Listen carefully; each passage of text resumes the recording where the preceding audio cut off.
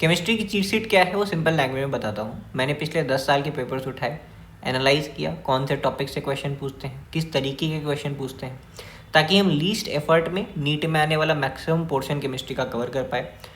80-20 principal तुम सबने सुना होगा कि कैसे हम 20% एफर्ट डाल के 80% सिलेबस कंप्लीट कर ले, या कैसे 80% रिजल्ट ले आए, उस बेसिस पे ये चीट शीट है। मुझे ये चीज़ पता है कि 4 महीने बचे हैं नीट एग्जाम को, तो तुम सब कुछ बहुत अच्छे से नहीं पढ़ सकते हो, तो किन चीज़ों पे मैक्सिमम एफर्ट डालना है, किन चीज़ों को बहुत अच्छे से करना है कि हम कुछ नहीं तो 120, 130, 140 तक तो आराम से पहुँच रहे हो। This is the idea of this video.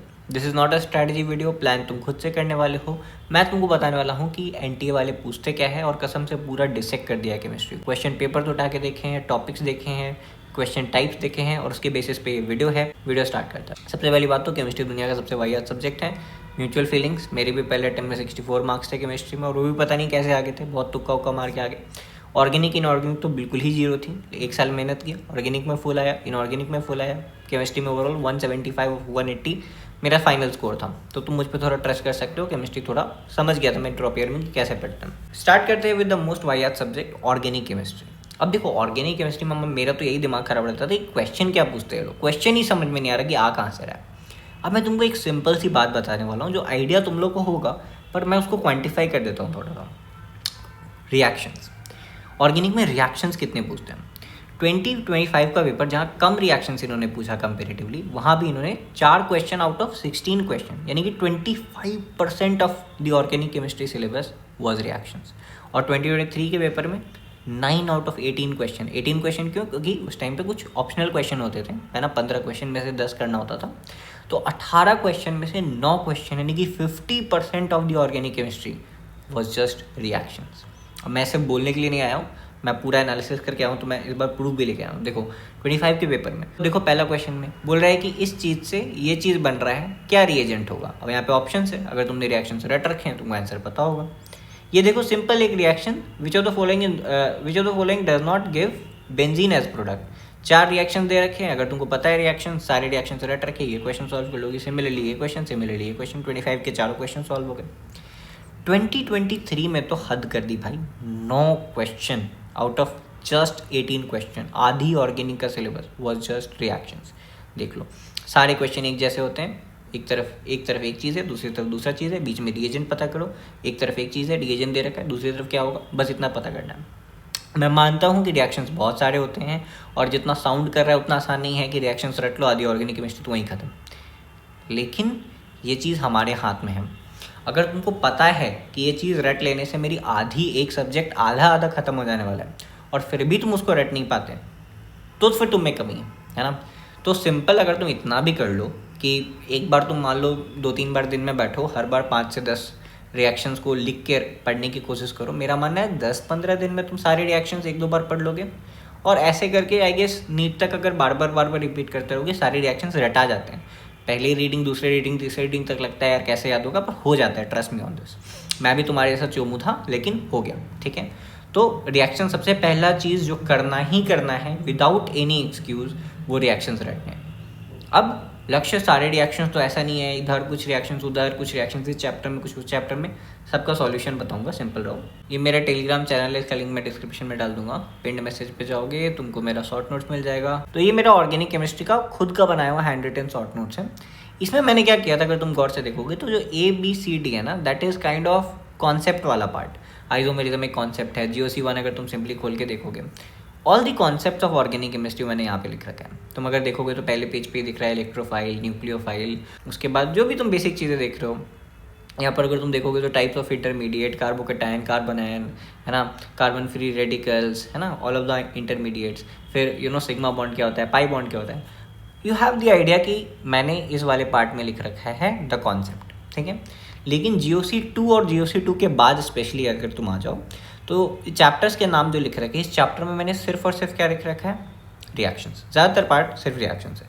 जैसे तुम मेरा हाइड्रोकार्बन खोलोगे, हम डायरेक्ट कहाँ पे आ जाएंगे, रिएक्शंस पे। ये पहला रिएक्शंस है। तो अगर तुम गौर से देखो तो हाइड्रोकार्बन में मैंने कोई कॉन्सेप्ट नहीं लिखा, सारे रिएक्शंस ही रिएक्शंस हैं, क्योंकि ऑर्गेनिक का पूरा जो कॉन्सेप्ट है वो मैंने पहले लिख लिया। इन शॉर्ट ऑर्गेनिक के सारे कॉन्सेप्ट एक जगह, सारे रिएक्शंस एक जगह। एक बार मैंने कॉन्सेप्ट पढ़ा, मैंने कॉन्सेप्ट शायद 5-6 बार अच्छे से रिवाइज कर लिया, and then I went on to the reaction part and read it like hell. मैंने 25-30 बार रिएक्शंस रिवाइज की होंगी, इतनी बार रिवाइज की कि मेरे दिमाग में छप गया था रिएक्शंस। एंड 24 में भी बहुत सारे रिएक्शंस के क्वेश्चन है, तो आधी ऑर्गेनिक केमिस्ट्री तुम्हारी वहीं खत्म हो गई। अब देखो, या तो तुम चाहो तो मेरे नोट्स यूज कर लो, मेरा कोई फायदा नहीं है, ऐसा नहीं है मैं उसको प्रमोट कर रहा हूँ, कुछ फ्री का पड़ा हुआ है और ना मुझे कुछ मिला। मैंने इस पे वाटरमार्क वगैरह भी नहीं डाला, मुझे आता ही नहीं अभी तक डालना। तुम इसको देख सकते हो, यूज कर सकते हो, लेकिन उससे बहुत बेटर रहेगा कि तुम इसको देख के अपना शॉर्ट नोट्स खुद बनाओ, अपने हाथों से एक कॉपी बनाओ छोटी सी, जिसमें एक तरफ सारे कॉन्सेप्ट लिख लो और दूसरी तरफ सारे रिएक्शंस लिख लो। कॉन्सेप्ट कौन से लिखने हैं वो भी बताता हूँ। So now you have the idea कि कैसे अगर मुझे रिएक्शंस का रट्टा ही मारना है तो कैसे मारना है, वो भी मैंने तुमको आइडिया दे दिया। अब जो कॉन्सेप्ट पढ़ना है मैं उसमें भी आता हूँ कि कौन से कॉन्सेप्ट मोस्ट इंपॉर्टेंट है। अब देखो, लेट्स कम टू दिस। देखो, एक तो है कि एक बात तो हम सबको पता है कि भैया बायोमोलिक्यूल एक थियोरेटिकल चैप्टर है जो केमिस्ट्री, ऑर्गेनिक केमिस्ट्री का ही पार्ट कंसिडर किया जाता है, यही बायो में भी है। तो मोस्ट प्रोबेबली अगर तुमने बायो वाला बायोमोलिक्यूल भी अच्छे से पढ़ रखा है तो शायद इस वाले बायोमोलिक्यूल का क्वेश्चन हो जाए। थोड़ा बहुत एक्स्ट्रा पार्ट जरूर है केमिस्ट्री में, बट ये 1 से 2 क्वेश्चन तुमको दे देगा हर साल। यूजुअली 1 क्वेश्चन देता है, कभी कभी 2 भी देता है। कभी एक बार बहुत पहले 3 क्वेश्चन भी आ गया था। पर ओवरऑल कॉन्सेप्ट ये है कि आसान चैप्टर है, थियोरेटिकल चैप्टर है। एक बार अगर अच्छे से रीड कर लेते हो, नोट्स बना के रिवाइज कर लेते हो, तो यहाँ से जो 1 या 2 क्वेश्चन आएंगे वो तुम लॉक कर रहे हो, ठीक है। तो मेरा पार्ट क्या है कि लेट्स से अगर मैं एक एवरेज मान लेता हूँ कि चलो 5 to 6 क्वेश्चन मैं ऑर्गेनिक में एक्सपेक्ट करता हूँ आउट ऑफ 15 कि वो रिएक्शंस होंगे, तो वो तुमने लॉक कर लिया बाई रिएक्शंस रेक्टिफिकेशन, और वो कैसे करना है वो भी बता दिया। दूसरा कि 1 से 2 क्वेश्चन तुम यहाँ भी लॉक कर सकते हो बायोमोलिक्यूल से। अब आ जाओ रेस्ट ऑफ ऑर्गेनिक केमिस्ट्री, जो कॉन्सेप्ट है। अब ऑर्गेनिक केमिस्ट्री तो बहुत बड़ा है, बहुत सारे कॉन्सेप्ट हैं। माइंड यू, ये जो टॉपिक्स यहाँ पे लिखे हैं ना, ये मैंने लास्ट ईयर दिया था नीट से 1 वीक पहले। ये कुछ टॉपिक्स पढ़ लो, यहाँ से क्वेश्चन आएंगे। टॉपिक्स के नाम वापस से लिख देता हूँ, वो वीडियो मैं टैग कर दूंगा, डिस्क्रिप्शन में दे दूंगा, तुम चाहो तो वेरीफाई कर लो। एग्जाम से 1 वीक पहले डाला था और ये टॉपिक्स बताए थे। Nomenclature, I effect, hyper conjugation resonance, stability of intermediate, acidic basic strength, SN1 SN2 mechanism. NEET 25 में 3 क्वेश्चन यहाँ से आया है। 3 क्वेश्चन साउंड्स लेस कि भाई कुछ तुमने 5-6 टॉपिक के नाम बोले, वहाँ से 3 आ गया, लेकिन ऑर्गेनिक केमिस्ट्री सिर्फ 15 क्वेश्चन की होती है। तो that means 3 out of 15 question apart from reactions direct in topic से आया, और उसका भी मैं प्रूफ लेके आया। ये 3 क्वेश्चंस मैंने खुद ने पेपर उठा के, खुद ने स्क्रीनशॉट लेके यहाँ पे डाला है, ठीक है। एक जो मुझसे बड़ी गलती हुई थी, और मैं सच कहूँ तो मैं भूल गया था, क्योंकि हम सबको पता है आइसोमेरिज्म एक इंपॉर्टेंट टॉपिक है। मैं थोड़ा सा भूल गया था, बट आइसोमेरिज्म कुछ तुमको जहाँ तक मुझे याद है कोऑर्डिनेशन कंपाउंड्स में इनऑर्गेनिक में भी देते हैं, और कुछ ऑर्गेनिक केमिस्ट्री का भी पार्ट है। तो ओवरऑल आइसोमेरिज्म से लास्ट ईयर भी 3 क्वेश्चन आया था, और यूजुअली दोनों मिला दो तो 2 क्वेश्चन तो आते ही हैं। तो ये कुछ टॉपिक्स पहले बहुत अच्छे से कर लो, है ना। बहुत डेप्थ में जाने की ज़रूरत नहीं है। जैसे नॉमेनक्लेचर जब टीचर्स पढ़ाते हैं ना, तो वो पूरा घर जैसा एक कंपाउंड लिखवा देते हैं और फिर पूछते हैं इसका नाम बताओ। इतना मुश्किल नीट में नहीं पूछता, नीट में सिंपल ही पूछता है कि उनको आता है या नहीं आता है। इतना नहीं पूछता कि आता भी है तो एक चैलेंज कर दिया जाए, यूजुअली नहीं करते। तो ओवरऑल ये टॉपिक्स अगर तुम बहुत अच्छे से पढ़ ले रहे हो, एक्सपेक्ट कर लो कि यहाँ से 3-4 क्वेश्चन, बायोमोलिक्यूल से 1 या 2 क्वेश्चन, वहाँ से 4-5-6 क्वेश्चन, यानी कि 10 से 12 क्वेश्चन, काइंड ऑफ 12 क्वेश्चन तक आउट ऑफ 15-16 क्वेश्चन तुम ऑर्गेनिक में सिर्फ इतने से कर सकते हो। अगेन कोई रॉकेट साइंस नहीं है, तो मैं ऐसा नहीं बोलूँगा कि 16 में से 16 क्वेश्चन तुम अगले 4 महीने में बहुत अच्छे से कर लोगे। उसके लिए जो लोग पहले से पढ़ रहे हैं या आगे जो लोग और ज़्यादा एफर्ट डालेंगे, डिटेल में ऑर्गेनिक में घुसेंगे, टेस्ट पेपर सॉल्व करेंगे, क्वेश्चन प्रैक्टिस करेंगे, PYQs करेंगे, तो शायद वो बाकी 4 में से भी 1 आध क्वेश्चन तुम्हारे टकरा जाए, है ना। और बाकी depends upon your intelligence also, कि तुमने पढ़ तो लिया है सारे टॉपिक, लेकिन सारे क्वेश्चन सॉल्व कर पाओगे नहीं। उसके लिए तुमने कितना प्रैक्टिस किया है, तुम पे डिपेंड करता है। लेकिन क्वेश्चन तो यहाँ से आएगा, ठीक है। और अगले साल फिर बना दूंगा एक वीडियो। मैंने एग्जाम से 3 महीने पहले, 4 महीने पहले वीडियो बनाई, और वहाँ से देखो इतने सारे क्वेश्चन आए, ठीक है। तो this is about the organic. और ये मैं ऐसी बात नहीं है कि मैंने कुछ बहुत ही आग लगा दिया, है ना, कुछ बहुत तगड़ा कर दिया। मैंने कुछ नहीं किया, मैंने PYQ एनालिसिस की है, जो तुमको करना चाहिए था, है ना। आइडियली हर एक स्टूडेंट को प्रीवियस ईयर का एनालिसिस तो करना ही चाहिए कि क्वेश्चन क्या पूछते हैं, किस चीज़ से पूछते हैं। What ever you have this idea now, है ना। तुम्हारे पास समय नहीं था PYQ एनालिसिस करने का, हो सकता है रिसोर्स नहीं था, मैंने कर दिया तुम्हारे लिए। This is my contribution. Apart from that, अगर ये वीडियो अच्छा लग रहा हो अभी तक, फिजिक्स की भी मैंने चीट शीट अपलोड कर रखी है, और वो इससे भी तगड़ी वीडियो है, ज़रूर देख लेना एक बार। मैं लिंक डाल दूंगा अगेन उसके डिस्क्रिप्शन में। Let's come to inorganic chemistry. Mainly मैंने ऑर्गेनिक तुम्हारे लिए बहुत आसान कर दिया है, अगर इसके बाद भी ऑर्गेनिक में नंबर नहीं आते तुम्हारी गलती है। नेक्स्ट आ जाओ इनऑर्गेनिक केमिस्ट्री में। इनऑर्गेनिक केमिस्ट्री का एक बहुत खास बात है कि इसके 3 चैप्टर हैं जो आधी ऑर्गेनिक इनऑर्गेनिक केमिस्ट्री कवर करते हैं। अगेन आई एम सेइंग कि बड़े बड़े चैप्टर, लेकिन जो तुम्हारा सिर का दर्द है ना वो बहुत बड़ा प्रॉब्लम नहीं है, वो अभी समझाता हूँ। तुम्हारे सिर का दर्द होगा ये ब्लॉक केमिस्ट्री, SPDF, बहुत सारे ब्लॉक्स हैं। NCERT पलटोगे तो P ब्लॉक तो समझ में ही नहीं आती। P ब्लॉक एक बहुत बड़ा प्रॉब्लम है कि भाई P ब्लॉक का तो सिलेबस ही क्लियर नहीं है यार, P ब्लॉक का क्या सिलेबस है क्या नहीं है। तो जिस टाइम मैं नीट दे रहा था, नीट 24, उस टाइम पे मैंने सिलेबस एक तरफ रखा था, दूसरी तरफ NCERT की टेक्स्ट बुक रखी थी। NCERT P ब्लॉक के लिए रीड किया, वो टॉपिक जो भी टॉपिक वहाँ सिलेबस में लिखा था उसके लिए नोट्स बनाया, और वो नोट्स मेरे टेलीग्राम चैनल पे अगेन अवेलेबल है, लिंक डिस्क्रिप्शन में है, चाहो तो एक बार देख लेना कि क्या है। बट हाँ, जो सिलेबस में है वो मेरे P ब्लॉक के नोट्स में है, और वो NCERT से ही बनाया गया है, इसलिए एक भी पॉइंट मैंने नहीं छोड़ा है। सब कुछ NCERT का पॉइंट वाइज मैंने कवर कर दिया था, चाहो तो एक बार देख लेना P ब्लॉक के लिए। P ब्लॉक हटाओ, block chemistry is definitely difficult. दूसरी बात, क्या लक्ष्य इसका क्वेश्चन वेटेज का? मैं नहीं, क्वेश्चन वेटेज अगर तुम देखो मैंने लिख रखा है यहाँ पे 6 क्वेश्चन, कई बार 8 भी पूछ देते हैं, 7 भी पूछ देते हैं, तो 6 तो लोअर साइड पे हैं, इतने तो क्वेश्चन आएंगे ही। और यही तुम let's get back to the video. हाँ, तो आई वाज सेइंग कि ब्लॉक केमिस्ट्री के क्वेश्चन तो आते हैं, 6 क्वेश्चन आते हैं, लेकिन मैं जो समझा रहा हूँ अगर तुम समझ जाओगे तो तुम्हारा ब्लॉक केमिस्ट्री वाला दिमाग खराब नहीं होगा। समझो, chemical bonding, periodic table, coordination compound, इसमें कोई दो राय नहीं है कि इसको बहुत अच्छे से पढ़ना है, और यही मेजर चैप्टर्स भी होते हैं इनऑर्गेनिक केमिस्ट्री के। मैं नहीं बताता तो भी तुम जानते। डायरेक्ट क्वेश्चन भी देख लो, केमिकल बॉन्डिंग से 4 क्वेश्चन आते हैं, पीरियोडिक टेबल जैसे छोटे चैप्टर से 2 क्वेश्चन, और कोऑर्डिनेशन कंपाउंड से 2 से 3 क्वेश्चन आते हैं।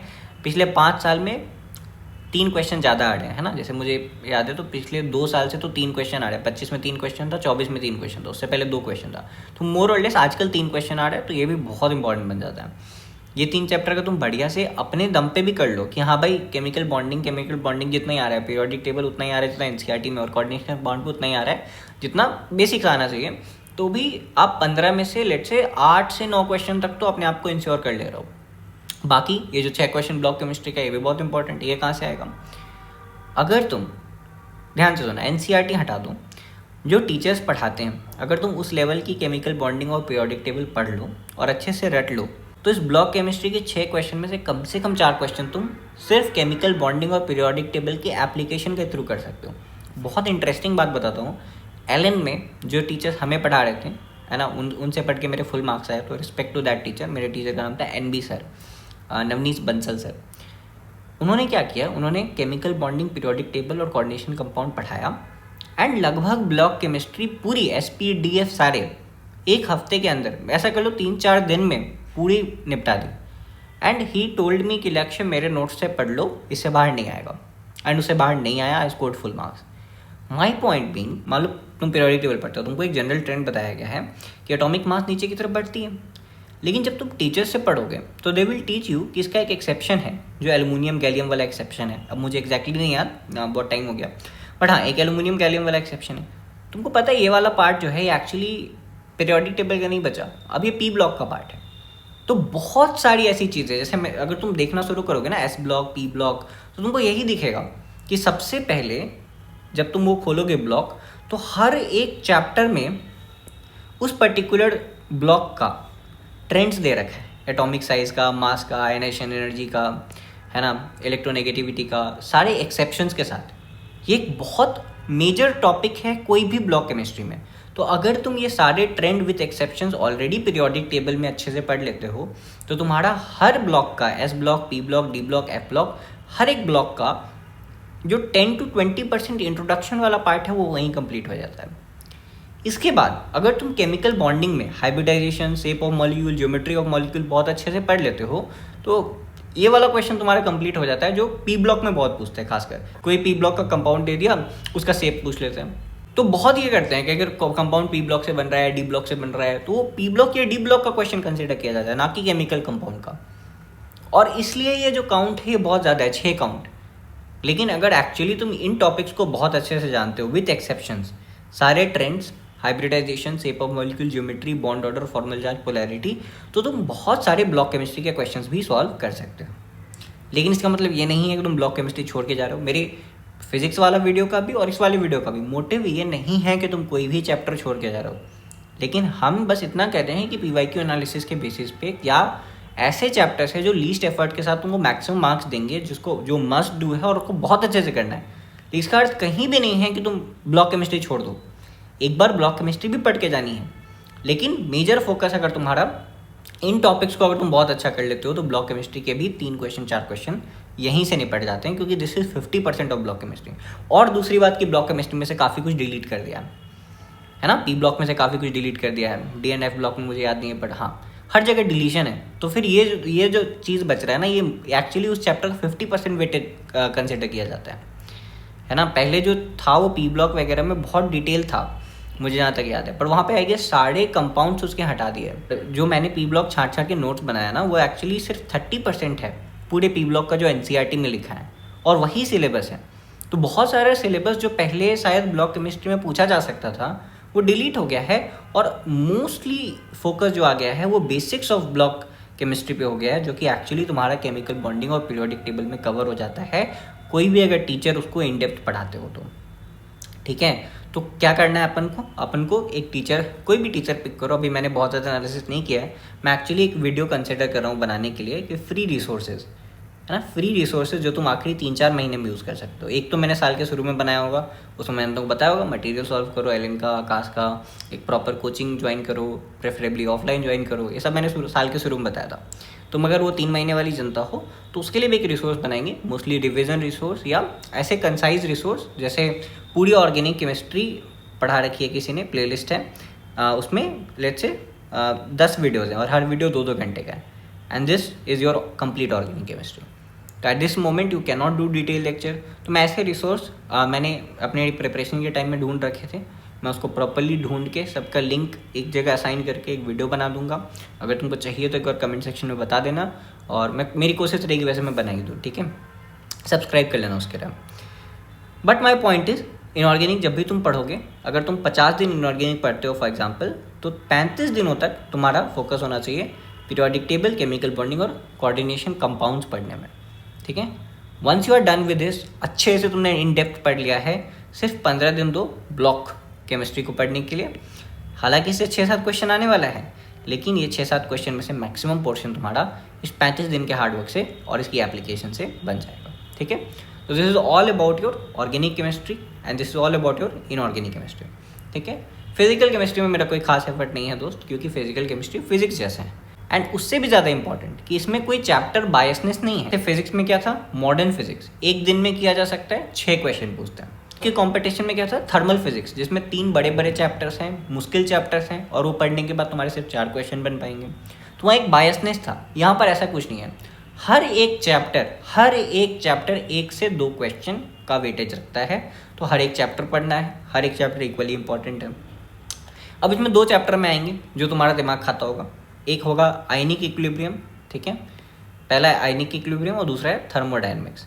केमिकल इक्विलिब्रियम को अलग कर लो, एक क्वेश्चन केमिकल इक्विलिब्रियम से भी आता है और वो आसान चैप्टर है, तो उसको करके जाना है, पूरा इक्विलिब्रियम नहीं छोड़ना।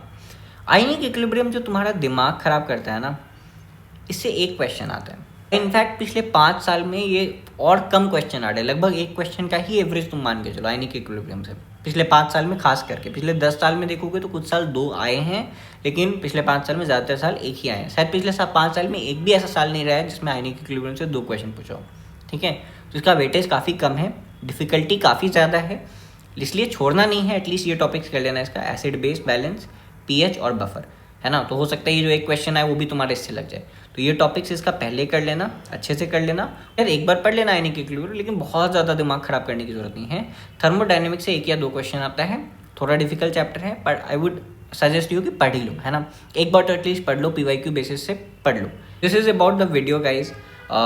मैंने काफ़ी मेहनत की, तुम देख सकते हो यार। मैंने प्रॉपरली फ़ोटोज़ लिया, स्क्रीनशॉट्स लिया पिछले पास्ट ईयर पेपर्स का, टू प्रूव यू गाइज कि एक्चुअली क्वेश्चंस जो आ रहा है मैं वो दिखाने की कोशिश कर रहा हूँ, ताकि तुम ट्रस्ट कर पाओ। एंड बाकी दिस इज़ इट। एक बार फिजिक्स का वीडियो अगर तुमने नहीं देखा है तो अभी तक एक बार देख लो, and please plan for yourself. मैं चाहता ना तो मैं एक 4 महीने की स्ट्रैटेजी तुमको बना के देता कि हाँ भाई अगले 15 दिन में इतना कर लो, अगले 20 दिन में ऐसे कर लो, but I don't want to make that strategy, क्योंकि हर एक आदमी अलग अलग जगह पे खड़ा है, practically doesn't make any sense. But मैंने क्या किया, मैंने सोचा कि अगर मुझे अपनी तरफ से कुछ एफर्ट देना ही है आखिरी 4 महीने वाली जनता के लिए, तो मैं ऐसा कर दूँ कि मैं फिजिक्स और केमिस्ट्री की PYQ एनालिसिस कर लूँ इन डेप्थ, मैं डिसेक्ट कर दूँ इन 2 सब्जेक्ट को, और तुमको बताऊँ कि भाई देखो यहाँ से रिपीटेड क्वेश्चन आ रहे हैं, बार बार पूछ रहे हैं, आधी फिजिक्स तुम्हारी यहाँ हो जाएगी, आधी केमिस्ट्री तुम्हारी 10 दिन के एफर्ट से हो सकती है. So this is my contribution. So this is it for the video. तुमको अगर कोई भी ऐसा और काम करवाना है जिसमें तुमको लगता है तुम्हारा 10 घंटे एनर्जी जाएगा, तो एक काम करो, वो मुझे बता दो कमेंट सेक्शन में, मैं अपने 10 घंटे लगा दूंगा, है ना, वो वीडियो बना के तुमको प्रोवाइड करवा दूंगा. ठीक है. तो this is it for the video. PYQ analysis is a must for any exam preparation and that is why I did. I hope this video helped you. All the very best for your exam, and this is it for the physics and chemistry cheat sheet.